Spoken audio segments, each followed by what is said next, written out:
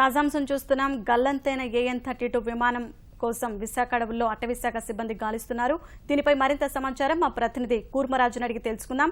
కూర్మరాజు, ఏ ప్రాంతాల్లో గాలింపు సాగుతోంది? స్థానికుల నుంచి ఎలాంటి సమాచారం అందింది?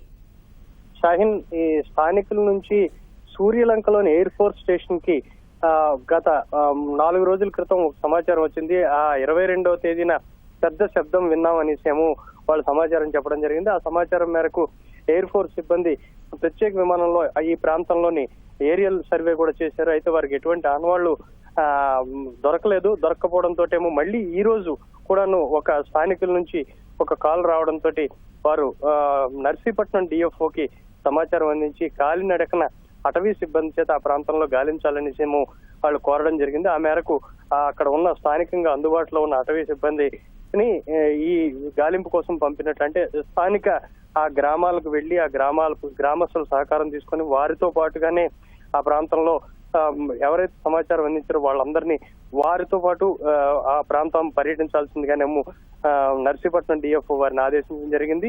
ఇప్పుడు ఆ సిబ్బంది ఆ పని మీద ఉన్నారు. ప్రత్యేకంగా సరుగుడు ప్రాంతంలో, ఆ నాతవరం మండలంలోని సరుగుడు ప్రాంతంలోనేమో ప్రత్యేకించి వీరు కాలినడకన వెళ్ళినట్లుగా నర్సీపట్నం DFO చెబుతున్నారు. సాయి, ధన్యవాదాలు కూర్మరాజు.